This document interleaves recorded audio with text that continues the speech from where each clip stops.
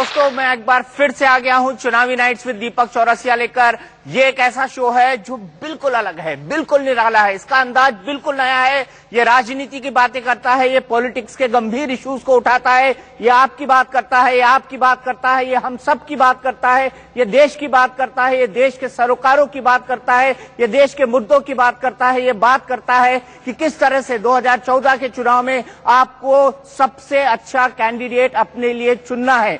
इसीलिए हम लेकर आते हैं पॉलिटिक्स के महान हस्तियों को, ताकि हम उनसे बात कर सके, सीधा संवाद कर सके, सीधी बात कर सके और ये कह सके उनसे कि हम उनसे आखिरकार चाहते क्या हैं। तो आज के हमारे खास मेहमान हैं। खास मैं इसलिए कह रहा हूं क्योंकि भारतीय राजनीति में, भारतीय जनता पार्टी में कुछ एक ऐसे चेहरे हैं जिनकी अलग पहचान है। वो शायराना भी हैं, वो फिल्मों की स्क्रिप्ट भी लिखते हैं, वो फिल्मों के अंदर लोगों के बड़े बड़े निर्देशकों का गाइडेंस करते हैं। वो नवाबों के शहर से निकले हैं, नवाबों के शहर से उन्होंने लोकसभा का चुनाव भी जीता है। ऐसी क्या खासियत है मुख्तार अब्बास नकवी में जो उनको बीजेपी का पोस्टर बॉय बनाती है माइनॉरिटी पॉलिटिक्स में? स्वागत करते हैं मुख्तार अब्बास नकवी जी का। बहुत बहुत स्वागत है आपका, बहुत बहुत स्वागत है आपकी।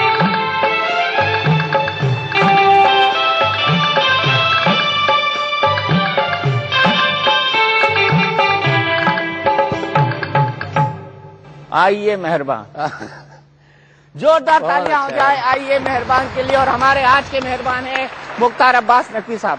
नकवी साहब, सबसे पहले जो आरोप आप पर तमाम पॉलिटिकल पार्टीज लगाती हैं कि आप बीजेपी में सिर्फ मुसलमानों के पोस्टर बॉय हैं, ऐसा क्यों? देखिए, न मैं मुसलमानों का पोस्टर बॉय हूँ, मैं न हिंदुओं का पोस्टर बॉय हूँ, मैं बीजेपी का कार्यकर्ता हूँ। और बीजेपी के कार्यकर्ता के नाते जो भी रिस्पांसिबिलिटी, जो भी जिम्मेदारी मिलती है उसको काम उसमें हम लगते हैं और हर व्यक्ति तक, हर आखिरी आदमी तक बीजेपी पहुंच सके इसके लिए काम करते हैं। और जब हम कहते हैं सबका साथ सबका विकास, तो वही संकल्प बीजेपी का है, वही संकल्प हमारा है। मुद्दों की बात करें, जिस मुद्दों पर माइनॉरिटी हमेशा उत्तेजित रहती है, जैसे माइनॉरिटीज का कहना है कि मुजफ्फरनगर के दंगों के जो विधायक थे उनको सम्मानित किया गया, क्या आप इसको ठीक मानते हैं और क्या आपको लगता है कि पार्टी को ऐसा करना चाहिए? पहली बात तो ये क्या होता है कि अब मीडिया का युग है, अच्छी बात है, उसमें कुछ परसेप्शन बन जाते हैं। जब परसेप्शन बनते हैं तो एक खबर आती है, उसके बाद कौआ कान ले गया, उसके बाद कोई उसका क्लैरिफिकेशन नहीं होता। किसी तरह का कोई सम्मान समारोह नहीं था, वो मोदी जी की रैली थी और मोदी जी की रैली में सभी एमएलए, सभी एमपीज उस इलाके के इनवाइट होते हैं और वो उसमें थे वहां पर मंच पे। इसमें कोई सम्मान किया गया, किसी तरह का समारोह हुआ, वो गलत है और उनके ऊपर जो है वो किसी तरह से कोर्ट ने कोई उनको दोषी या गुनहगार नहीं साबित किया है, इसलिए वो मंच पे ना खड़े हों, ये तो उनके साथ जाती है। दंगे पर राजनीति होना, दंगे का राजनीतिक लाभ उठाना, दंगों के नाम पर पॉलिटिकल एक्सप्लॉइटेशन करना कुछ हमारे सेकुलर सूरमाओं को पसंद आता है और वो उसका जो है वो खूब जम करके पॉलिटिकल एक्सप्लॉइटेशन करते हैं। ये जो सेक्युलर सूरमा जो आप कह रहे हैं कि सेक्युलर और कम्युनल की पॉलिटिक्स, ये हमेशा बीजेपी को ब्रांड करती है कि बीजेपी तो दंगा कराने वाली पार्टी है। सबसे पहले कूद के कह दिया कि अमित शाह उत्तर प्रदेश गए और अमित शाह ने वहां पर दंगे करा दिए। देखिए, मुझे लगता है कि जब मुद्दों का अकाल पड़ जाता है, मुद्दों का टोटा हो जाता है, तो इस तरह से व्यक्तियों पर जो है वो लांछन और व्यक्तियों पर बेबुनियाद हमले किए जाते हैं। हम तो बहुत स्पष्ट तरीके से कहते हैं कि तू दरिया में तूफान क्या देखता है, खुदा है निगहबान क्या देखता है, तू हाकिम बना है तो इंसाफ भी कर, तू हिंदू मुसलमान क्या देखता है। तो हम तो जो है वो इंसान को इंसान समझते हैं और हम चाहते हैं कि जो तरक्की के पायदान पर सबसे नीचे इंसान खड़ा हुआ है, वो हिंदू है, मुसलमान है, सिख है, ईसाई है, वो जो है वो प्रगति की मुख्य धारा में शामिल हो। अब उसमें जो है वो लोगों को लगता है कि साहब मुद्दे हैं नहीं, तो मुद्दों का जब अकाल पड़ जाता है तो फिर व्यक्तियों पर हमला, झूठे आरोप प्रत्यारोप, तो वो मुझे लगता है कि उस पर तो कुछ टिप्पणी की नहीं जा सकती। अगर रामपुर की बात करी जाए, जया प्रदा बिजनौर चली गई हैं, तब आप रामपुर के राजनीतिक समीकरण को कैसे देखते हैं? देखिए, रामपुर में जिस तरह उत्तर प्रदेश के तमाम हिस्सों में दिक्कत है, परेशानियां हैं, वैसे रामपुर में भी है। रामपुर में कुछ ज्यादा ही है, क्योंकि रामपुर में एक तो नवाबी का दौर था ही, दूसरे एक नए नवाब भी हैं वहां पर और वो नए नवाब जितना जुल्म और जितनी जाती लोगों के साथ कर रहे हैं, जिस तरह से वहां पर आम आदमी पूरी तरह से त्राही त्राही कर रहा है, वो उसका एक नमूना है। मैं मानता हूं कि बदलाव के साथ साथ जहां पूरे देश में बदलाव का एक हवा है, बदलाव की आंधी है और सुशासन की सुनामी है, उसका असर रामपुर और देश के उत्तर प्रदेश के अन्य हिस्सों में भी दिखेगी। और आप आजम खान की तरफ इशारा कर रहे हैं, मेरी भैंस को डंडा क्यों मारा, तेरे खेत में चारा चरती थी। उन्हें तो यहां तक कर दिया कि मल्लिका विक्टोरिया से फेमस मेरी भैंसें हैं। देखिए क्या है कि अब इनको तो हम तूतू मैमे खां कहते हैं कि अब तूतू मैमे करना है, कुछ न कुछ किसी पर झूठे आरोप, सच्चे आरोप, कुछ आरोप प्रत्यारोप। तो मैं मानता हूं कि वो कोई मुद्दा नहीं है। मुद्दा ये है कि आज जो है वो उत्तर प्रदेश हो या देश का और हिस्सा हो, उत्तर प्रदेश तो और ज्यादा, आपने मुजफ्फरनगर की बात की, अब इस दंगों का दबंग तो अभी भी फ्री घूम रहा है। जो दंगों का जिसने पूरे की पूरी योजना आगे से और पीछे से सबसे बनाई, वो तो मंत्रिमंडल में मजे मार रहा है, दूसरे लोग गिरफ्तार हो रहे हैं। बिल्कुल, मंत्रिमंडल में मजे मार रहा है। लेकिन आपको लगते हैं वो सुपर चीफ मिनिस्टर है उत्तर प्रदेश? हाँ, देखिए मुझे तो बहुत अखिलेश जी पर बहुत तरस आता है, बहुत दुख भी होता है। वो बेचारे बहुत अच्छे, बहुत ही समझदार नौजवान हैं, लेकिन उन्होंने जिस दिन वो मुख्यमंत्री बने, उस दिन उनकी मुख्यमंत्री की जो अथॉरिटी है उसको उसी दिन से कुछ लोगों ने चैलेंज करना शुरू कर दिया और कहा कि ये मुख्यमंत्री तो नहीं है, हम सुपर मुख्यमंत्री हैं, और जिसकी वजह से वो बेचारे काम ही नहीं कर पाए और पूरी तरह से उनका जो इकबाल है वो डिमोलिश हो गया। इकबाल बिल्कुल डिमोलिश हो गया। लेकिन हमारे कैरेक्टर है, और वो हमारे कैरेक्टर हैं आजम खान की भैंस की चोरी से बड़े पीड़ित हैं।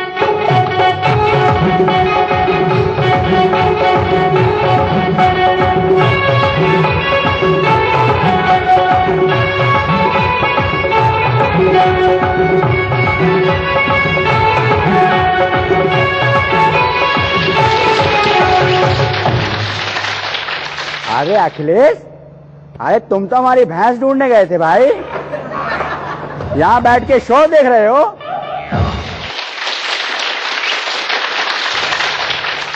अरे आप तो कहने वाले थे 3 आदमी आएंगे, मुख्तार, अब्बास, नकवी, इधर तो एक ही है। यही है मुख्तार अब्बास नकवी जी, रामपुर से सांसद रह चुके हैं, केंद्रीय मंत्री हैं। फिर ये तो आजम खान को चुनौती देते हैं वहां पर। फिर तो आपकी भैंस घूमी है। फिर तो आप हमारी भैंस के बारे में बता सकते हैं। हमारी भैंस मल्लिका हुस्न है, जेनिफर से कम नहीं है। जब वो चलती है लचक लचक के, तो ऐसा लगता है सारे वोट आज ही ले आएगी। आप बताइए, आप तो रामपुर का कोना कोना जानते हैं, सब जगह से वाफी। कहाँ गई होगी हमारी भैंस? मुझे लगता है आपकी यूनिवर्सिटी में कहीं है। ये हमारे स्टूडेंट भी, उसमें आदमी देखिए, उसमें कोई पढ़ने तो जा नहीं रहा है, तो भैंसें वहां घूम रही। हमारी कोई भैंस आम भैंस नहीं है, फिल्मों में भी ऑफर आ रहे हैं उसके लिए। कौन सी फिल्म में ऑफर आया? भैंस चली गुजरात। भैंस चली गुजरात? तो गुजरात क्या करने जा रही है वो कहते हैं ना बच्चन साहब, कभी तो पधारो गुजरात में। और भैंस गुजरात घूमेगी? अब उसका मन है गुजरात घूमे या वहीं से फिल्म सिटी मुंबई निकल जाए।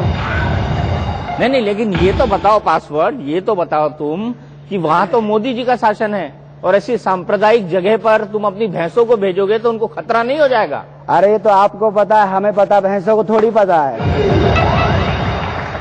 तुम आज पासवर्ड, तुम्हारा पासवर्ड पूरी तरह से फिट बैठ चुका है। तुम मुझे ये बताओ कि तुमने अपनी भैंस को खोजने के लिए डीएम, एसएसपी, पुलिस वालों सबको क्यों लगा दिया, सस्पेंड भी करवा दिया उनको? अरे कारण है भैया, ये सब हमारे घर पे आते थे, उसी भैंसिया का दूध पीते थे, उसी को नहीं ढूंढ पाए। तो अब नकवी जी से क्या चाहते हो तुम? चाहते तो इनसे बहुत कुछ है, लेकिन बस हम यही कहेंगे, ये बड़ा अच्छा लिखते हैं, हमारी भैंस गुम है, उसके बारे में अगर 4 लाइनें बोल देंगे तो शायद वो शाम तक वापस आ जाए। अखिलेश, आप कोई भी लाइनें बोल दीजिए, हम निकल जाएंगे यहाँ से। नहीं, अब मैं उस पर क्या लाइन बोलूँ? वो तो जो भैंस जो है, जब मलिकाए हुस्न हो गई है, तो उसके बारे में तो कुछ कही नहीं जा सकता। ऊपर से हमारी 52 तोले की माला और उसके गले में पड़ी है। ये कहाँ से कमाई आपने 52 तोले की माला? देखिए सारी बातें टीवी पे बता नहीं सकते, बड़े हमारे नेता नाराज हो जाएंगे। कौन कौन नेता हैं आपके? नाम नहीं ले सकते। आप क्या चाहते हो हमारा वोटर आईडी कार्ड छिन जाए? नहीं, कौन कौन नेता हैं आपके? आपका तो कोई नेता ही नहीं है, आप खुद सबसे बड़े नेता हैं। नहीं, नेता के भी नेता होते हैं, ये बात अंदर की बात बता नहीं सकते हैं, क्योंकि कई बार हम डर जाते हैं। वो तो अच्छा है कि हम अपना लक पहन के चलते हैं। आज आपने अपना लक पहना हुआ है। फैमिली शो है, ज्यादा नहीं बोल सकते। लेकिन अब आप यहाँ से रफू चक्कर हो जाइए, क्योंकि अमर सिंह और जयप्रदा आने वाले हैं यहाँ पे। देखिए आपसे हम रिक्वेस्ट कर रहे हैं, हमारे अंदर की बात है, पार्टी वालों से ना कहिएगा हमारी सेवन ना हमने कही।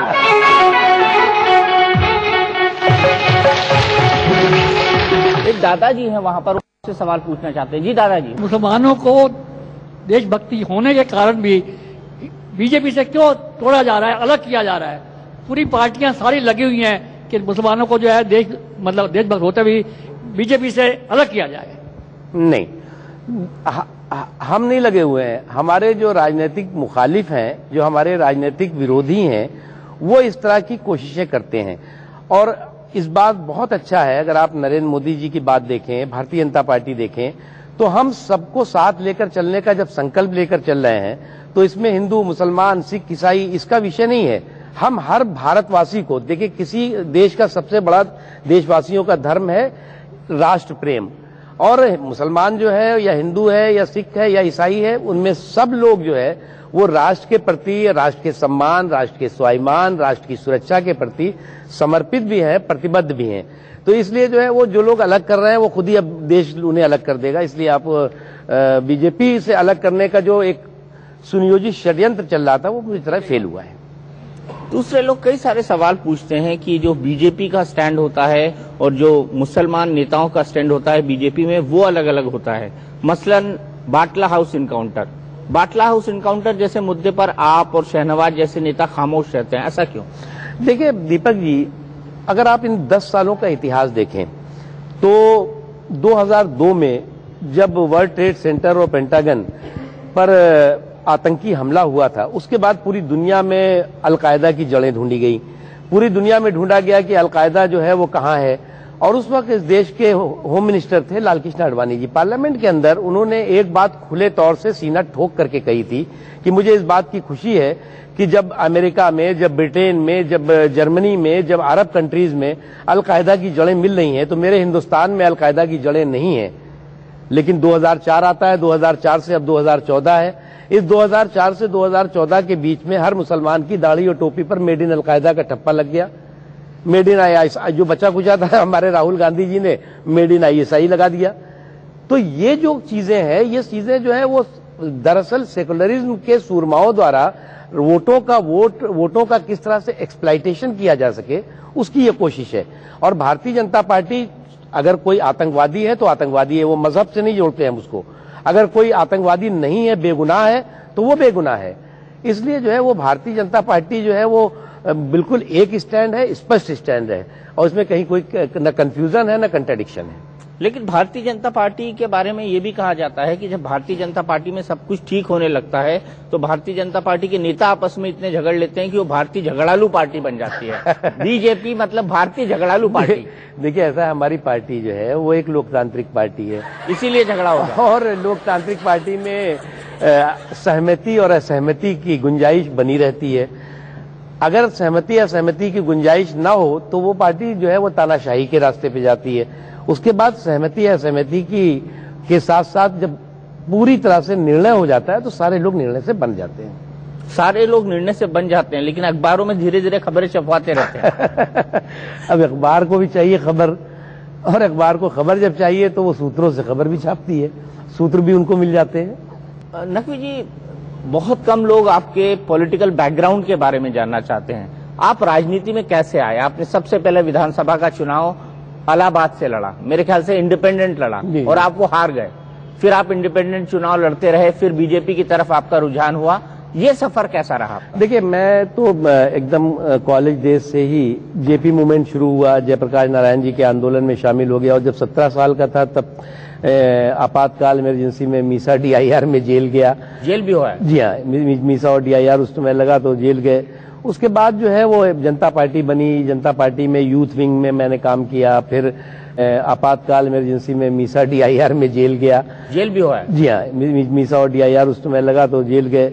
उसके बाद जो है वो जनता पार्टी बनी, जनता पार्टी में यूथ विंग में मैंने काम किया, फिर बीजेपी में 85-86 में आ गया, उसमें बीजेपी की जो यूथ विंग है उसमें मैंने काम किया, डिफरेंट पोस्ट पे रहा। और उस बीच में जो है वो चुनाव जो आपने कहा, एक चुनाव तो मैं दोस्तों के कहने से मैंने नॉमिनेशन कर दिया था, वो आप जिसके इलाहाबाद की बात करते हैं वो नॉमिनेशन ही रिजेक्ट हो गया था मेरा, क्योंकि उम्र नहीं थी मेरी। उसके बाद जो है वो फिर मऊ से मैं लड़ा, 13 वोट से हार गया था। उसके बाद फिर चुनाव का सिलसिला, चुनाव का सफर लगातार चलता रहा और बीजेपी में भी तमाम जिम्मेदारियां रही, तमाम जरा काम करते रहे। निश्चित तौर से जमीन से, खेत खलियान, चौक चौराहों, चौपालों से संघर्ष करके जो है वो उस लड़ाई को आगे बढ़ाते हुए हम यहाँ तक पहुंचे हैं और अभी भी संघर्ष तो हमेशा जारी रहता है। हाँ, जीवन एक संघर्ष है, सब कहते हैं जीवन एक संघर्ष है।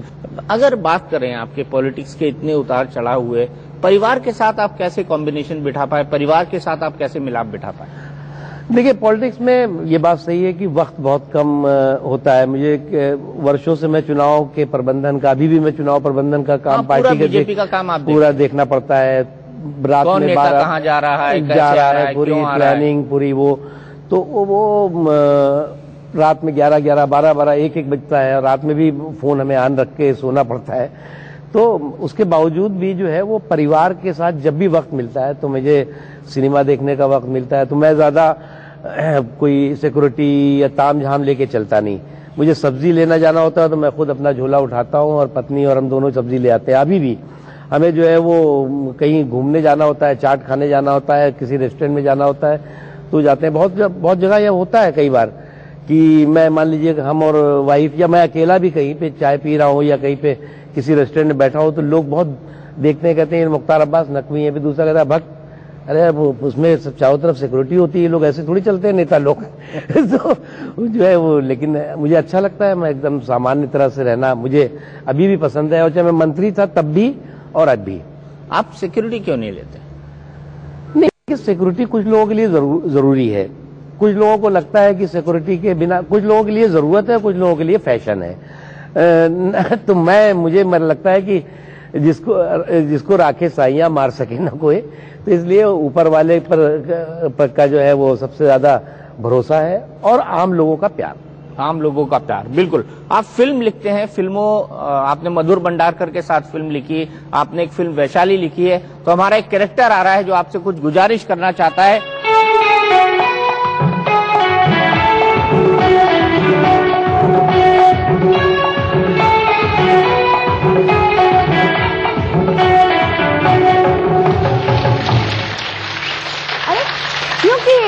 आप लोग सोच रहे होंगे कि हम कौन और बसंती भला यहाँ क्या कर रही है? अरे भाई हम हैं हम। ओहो, मैं झुमरी, घर से पई, द्वारे बाबा, ना है माई, ना कोई सगा, ना कोई भाई। झुमरी भाग के गांव से हीरोइन बनने आई। तो कोई हमसे कहे कि हीरोइन बनना है तो लाइफ बनाओ हाई फाई, तो झुमरी बन गई तब से वाई फाई। और दीपक जी, मैं हूँ आई। क्योंकि ज्यादा तो हम बोलते नहीं, लेकिन अब समझने वाली बात ये है कि जब आप यहाँ हैं तो भला वाईफाई का नेटवर्क काहे नहीं पकड़ेगा? अब चुनावी मौसम है तो फिल्मी कनेक्शन तो अपने आप जुड़ जाता है, क्यों, है ना? बिल्कुल। तो समझने वाली बात ये है कि हम ये सोचे कि जब हीरोइन बन के भी हमें पॉलिटिक्स में ही आना है तो काहे ना हम पहले पॉलिटिशियन बन जाए और फिर हीरोइन। सही है कि नहीं? बिल्कुल सही है, बिल्कुल सही है। क्या होता है कि बहुत से फिल्म में लोग जब रिटायर होने लगते हैं तब पॉलिटिक्स में आते हैं, तो अच्छा ये है कि पहले पॉलिटिक्स में आइए फिर रिटायर होइए। बिल्कुल सही बात। अच्छा, एक बात और है, हमको एक बात और समझ में आई कि रामपुर में डबल वैकेंसी है, क्योंकि बेगम साहिबा तो खाली हाथ हैं और साइकिल वाली मैडम कहीं पानी भरने चली गई हैं। तो आप क्या कहेंगे? वैकेंसी भर जाएगी। अभी वैकेंसी जो हुई है वो भरेगी, बीजेपी भरेगी उसको। अच्छा, एक बात और है कि वैसे तो हम देखो ज्यादा बकबक करते नहीं, बोलने की आदत तो हमारी है ही नहीं, लेकिन फिर भी हम सुने हैं कि आपको जो फिल्म लिखे हैं, देखिए आपको जिसकी तलाश है ना जरा गौर से देखिए, ये हम ही हैं। आपकी वैशाली। ओ, ये लग तो रहा है। लग रहा है। दीपक जी, हमको क्या लगता है कि अब हमको हीरोइन बनने से कोई नहीं रोक पाएगा। कोई नहीं रोक पाएगा, लेकिन वाईफाई उससे पहले मैं पूछ लूं, ये वैशाली कब आने वाली है प्रोडक्शन पे? नहीं, वो तो मैं तो बनाता नहीं हूँ, एक दो लोगों ने उसको देखा है। अब वो उसमें कुछ उसको थोड़ा फिनिश करना है उस कहानी को, क्योंकि वक्त नहीं मिल रहा है। तो मुझे लगता है इलेक्शन के बाद ही आएगी वैशाली। ये शौक कहाँ से आया आपको फिल्म? शुरू से मुझे लिखने का शौक बहुत शुरू से रहा है, और मैं छोटी कहानियाँ, फिर बड़ी कहानियाँ, किताबें। मेरा एक कहानी थी दंगा, वो बहुत, जो वास्तव में दंगे और दंगे के पीछे के नायक और खलनायक होते हैं, कैरेक्टर्स होते हैं, उस पर वो आधारित थी। तो वैशाली भी लगभग उसी तरह का एक कैरेक्टर है, लेकिन जब आएगी तो वो निश्चित तौर से बहुत अच्छी होगी वो। तो आप हमारी वाईफाई को चांस देंगे? मैं रिकमेंड करूंगा जो लोग बनाएंगे उनको। क्या बात कर दी है। अरे भैया, गांव वाले समझ रहे हो ना, हम हीरोइन बनने वाले हैं। अच्छा, चलो वाईफाई। एक बात और मत कहें, अगली बार जब आप कहानी लिखे ना, तब तक हमारा ख्याल रखिएगा और हमें समझ के एकदम ऐसा वाला स्टोरी लिखेगा जिसमें wifi character, male lead, बिल्कुल फिल्म बन जाएगी आपकी हाई फाई। वो तो कैरेक्टर लिखने वाले बम्बई में बहुत से ऐसे लेखक हैं जो है कैरेक्टर के हिसाब से कहानी लिखते हैं, लेकिन हमारी कहानी ऐसी नहीं है। कोई बात नहीं, दंगा वंगा कुछ है ना, तो हम तो दंगा करने में माहिर, अपने गांव में निकलते थे ना भाई, ऐसे चपलाते थे लड़कों को जो हमारे पीछे आते थे कि बस हर जगह दंगा ही दंगा। एक का देख रहे टुकड़ टुकड़ बहुत मारते हैं। हाँ, चलो वाईफाई, तुम्हारा काम हो गया। अच्छा, हम जा रहे हैं, लेकिन हमको याद रखिएगा, रिकमेंड करना है, बोला है आपने।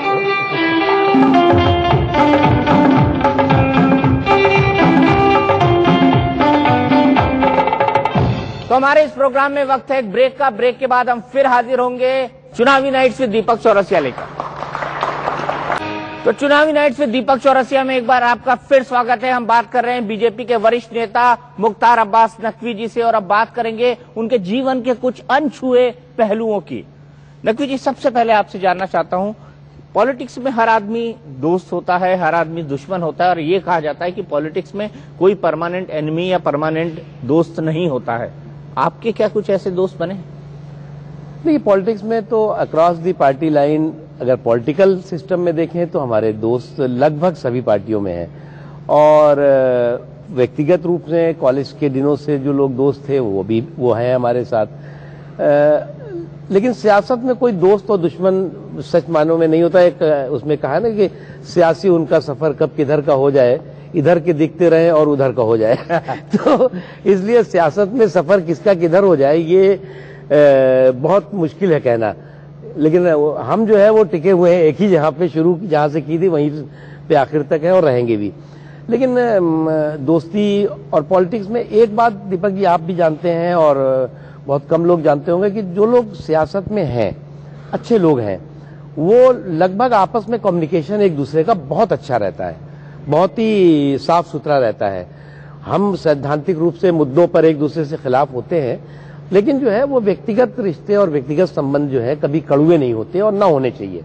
संबंधों को निभा कैसे पाते हैं? क्योंकि ये एक बड़ा कठिन और जटिल काम है, और खासकर ऐसे वक्त जब आप घंटों बिजी रहते हैं। हाँ, बड़ा मुश्किल होता है, बहुत मुश्किल होता है। काम है, और खासकर ऐसे वक्त जब आप घंटों बिजी रहते हैं। हाँ, बड़ा मुश्किल होता है, बहुत मुश्किल होता है। अकेले पल बैठना, लोगों के साथ समय देना, ये मुश्किल काम होता है, लेकिन उसमें भी समय निकाल लिया जाता है और निकल आता है। उसके लिए आप बाहर चले जाइए। मैं तो यही करता हूँ कि बाहर चला जाता हूँ, कहीं केरला चला गया, कहीं और दूर चला गया, ताकि जो है वो थोड़ा 2-4 दिन जो है वो फुर्सत के मिल जाए। 2-4 दिन फुर्सत के तो मिलते हैं? 2-4 दिन फुर्सत? हाँ, मिल जाते हैं। फुर्सत के 4 पल। हाँ, फुर्सत के 4 पल दिल ढूंढता है, फिर वही फुर्सत के 4 पल। फिर इसका है, सुनाइए। दिल ढूंढता है, फिर वही फुर्सत के 4 पल।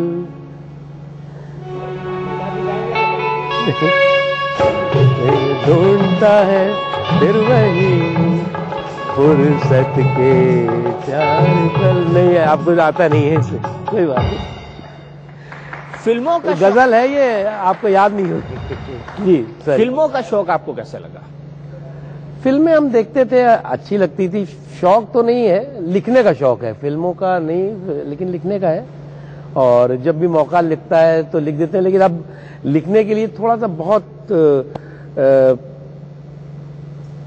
बिल्कुल फ्री माइंड चाहिए। आप कुछ भी लिखते हैं तो उसके लिए जो है वो अगर आपने 10 पेज लिखा और 11वें पेज पे आपका कंसंट्रेशन टूट गया तो फिर वो हाश-पाश हो जाता है, चूचू का मुरब्बा बन जाती है वो कहानी। अगर आपको फिल्मों का शौक होगा तो आपको लिखने का शौक होगा तो आपको गानों का भी शौक होगा। कौन से ऐसे फेवरेट गाने हैं 5 मुख्तार अब्बास नकवी जी के? अब 5 तो बताना मुश्किल है। एक जो गाना है दीपक जी वो बहुत मुझे अच्छा लगता है, किशोर कुमार साहब ने उसको गाया है, जिंदगी का सफर है ये कैसा सफर। जिंदगी का सफर है ये कैसा सफर, कोई समझा नहीं कोई जाना नहीं, है ये कैसी डगर चलते हैं सब मगर, कोई समझा नहीं कोई जाना नहीं। फूल ऐसे भी हैं जो खिले ही नहीं, जिनको खिलने से पहले खिजा खा गई। जीवन ऐसे भी हैं जो जिए ही नहीं, जिनको जीने से पहले ही मौत आ गई। जिंदगी। Thank you.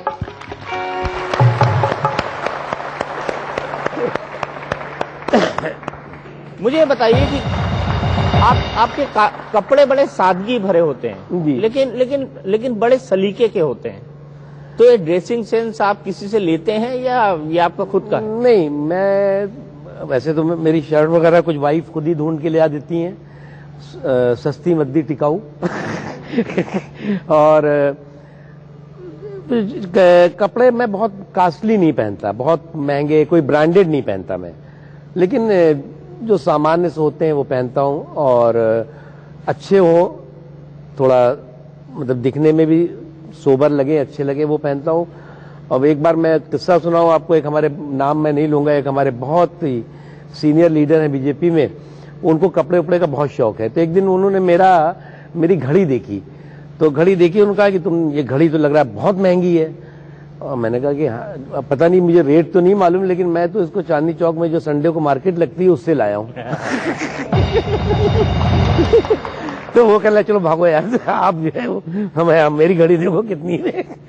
तो मैं ऐसे ही लेता हूँ और मुझे अच्छा लगता है वो।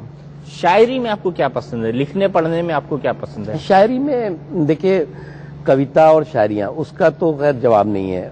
जो गज़लें हैं वो बहुत अच्छी गज़लें दिल को छूती हुई होती हैं, और उसके अलावा जो है वो कविताएं हैं, निश्चित तौर से कविताएं बहुत क्रांतिकारी भी होती हैं। एक मुझे हमेशा एक कविता दिल को छूती भी है और याद भी रहती है हमेशा, कि दे रहा है आदमी का दर्द जब आवाज दर दर, तुम रहे चुप तो कहो सारा जमाना क्या कहेगा, जब बहारों को खड़ा नीलाम पतझड़ कर रहा, तुम रहे खामोश तो ये आशियाना क्या कहेगा, आशियाना क्या कहेगा।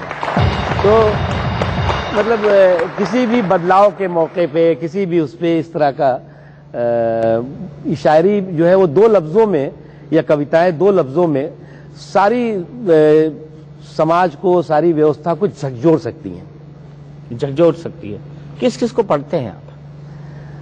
मैं शायरी में, कविताओं में, मैं बहुत एक लंबी श्रृंखला है, मैं उसमें नाम तो नहीं, लेकिन मैं सभी अच्छे शायर हैं जिनको मैं पढ़ता हूँ और जिनको मैं पसंद करता हूँ। उनको आप पसंद करते हैं। फिल्मों की अगर आप बात करें, मधुर भंडारकर की फिल्म शायद कॉर्पोरेट और फैशन के लिए आपने लिखी। हाँ, शायद उसका स्क्रीन प्ले आपने पूरा का पूरा लिखा हुआ है। तो पूरा तो नहीं, मैं थोड़ा बहुत तो वो ऑफर कैसे आया आप तक कि आप वो मुझे मिले, उनका कि कुछ इसमें आपको करना चाहिए आप, तो मैंने कहा भाई पूरा तो मैं नहीं, आपने अपना जो कोई कहानी बनाई होगी मैं उसमें थोड़ा सा आपको जो है वो जो कहिएगा उसमें सहयोग कर देंगे, तो जो कुछ स्क्रीन प्ले में जो डायलॉग्स वगैरह थे वो कुछ नहीं। तो कौन कौन से डायलॉग आपने उसमें लिखे, कुछ याद है? आप दर्शकों को सुना सकते? नहीं, मुझे याद उतना नहीं है। और ये जो आपकी अगली फिल्म आ रही है वैशाली, हाँ, फिल्म नहीं आई अभी, फिल्म किसी ने भी ली नहीं है। तो कोई खरीदेगा, लेगा, कुछ पैसे भी देगा तो दे देंगे। नकवी जी, अगर हम बात करें फिल्मों की तो आपके पसंदीदा हीरो हीरोइन कौन? देखिए, अगर आज की तारीख में जो नए लोगों में अगर कहें तो सनी देओल बहुत अच्छा, वो बहुत नेचुरल एक्टिंग करते हैं, बहुत अच्छी करते हैं। और उस जमाने में जो पहले जमाने के एक्टर एक्ट्रेसेस में दिलीप साहब डेफिनेटली बहुत अच्छी मुझे पसंद है। वो अमिताभ साहब, उनकी भी एक्टिंग बहुत नेचुरल, और खैर हमारे इलाहाबाद से संबंध है उनका तो मुझे वैसे भी पसंद है हमें।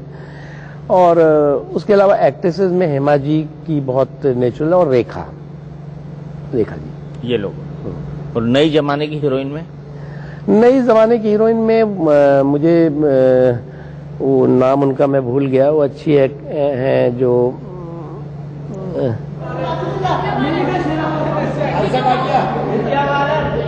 विद्या बालन, यस, विद्या बालन। लेकिन आपकी प्रेम कहानी भी बड़ी दिलचस्प है। शायद पहली बार आप टेलीविजन पर इसको कहेंगे। आपने सबसे पहले कोर्ट मैरिज की, फिर निकाह किया, फिर अग्नि के साथ फेरे लिए। इसकी नौबत क्यों पड़ी? नहीं, देखिए, वो तो हमारा परिवार और जो हमारी पत्नी है उनका परिवार, तो हमारा सही मायनों में जो है वो दोनों की पसंद से ये शादी थी। और जब हम सबकी पसंद से थी तो उसमें कोई मजहब, कोई किसी तरह के रस्म और रवाज जो है वो बाधा नहीं बनते। इसलिए जो है हमारा परिवार जो चाहता था हमारे परिवार का किया, उनका परिवार जो चाहता था उन्होंने किया। और हम आज जो है वो एक इंसानियत जो सबसे बड़ी चीज है, जो भारतीयता जो सबसे बड़ी चीज है, उसको हम उसका पालन करते हैं। और हमारे यहाँ ईद भी होती है, बकरीद भी होती है, होली भी होती है, दिवाली भी होती है। और जो हिंदुस्तान की संस्कृति में जिन त्योहारों की सुगंध है, वो सारे सुगंध जो है वो त्योहार हम मनाते हैं। इसको क्या एक सेक्युलर परिवार ना कहा जाए? अभी सेकुलर हम कहेंगे तो सेकुलर सूरमाओं को जो है वो कान खड़े हो जाएंगे, इसलिए उनका पेटेंट रहने दीजिए। हम सेकुलर नहीं कहते, वैसे भारतीयता के। नकवी साहब, हम बात कर रहे थे आपके विवाह की, और वो एक सेटल्ड प्रेम विवाह था, अगर ये कहा जाए तो गलत नहीं था। ये प्रेम यूनिवर्सिटी में हुआ था, हमने ये सुना था। कॉलेज में ही हुआ था, सरे राह चलते चलते भी हुआ था। सरे राह चलते चलते कोई मिल गया था, सरे राह चलते चलते। कहा जाए तो गलत नहीं था। ये प्रेम यूनिवर्सिटी में हुआ था, हमने ये सुना था। कॉलेज में ही हुआ था, सरे राह चलते चलते भी हुआ था। सरे राह चलते चलते कोई मिल गया था, सरे राह चलते चलते। पहली नजर का प्यार था, कह सकते हैं। तो कोई मिल गया था, सरे राह चलते चलते हो जाए एक बार।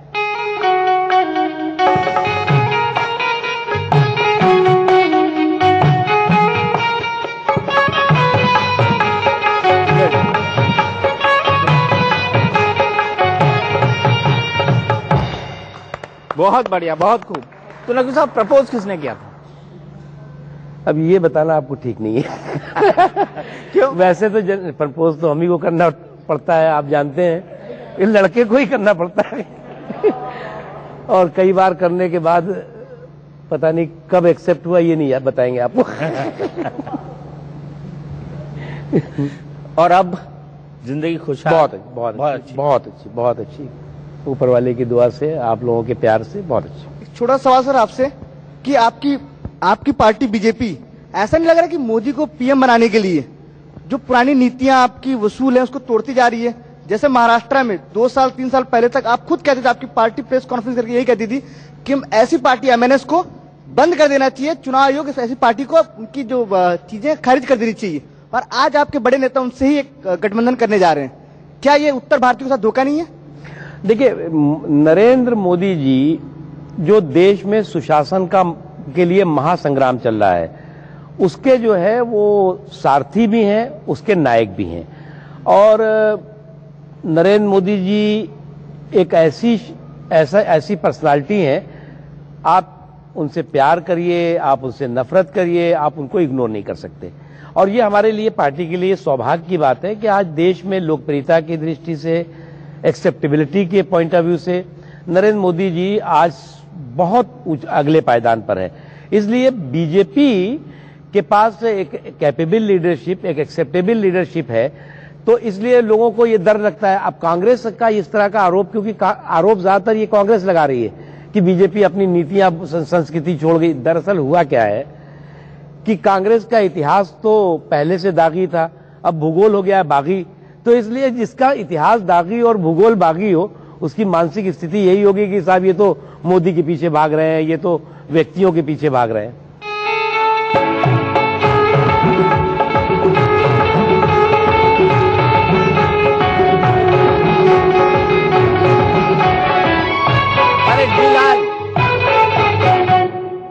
जिलाल, ये मुंह क्यों छुपा रहे हो तुम? सरकार बड़ी मुश्किल है, चुनाव आते ही हम दलालों की बड़ी मांग हो जाती है। दलाल, अपना परिचय तो दे दो पहले। अरे सर, चश्मा उतार लें? उतार लो। अजीत सिंह के 10 फोन आए थे, फोन काटते काटते परेशान हो गए सर, वरना किसी और को धलियों में सुनने आया है। हमारा छोटा सा परिचय है।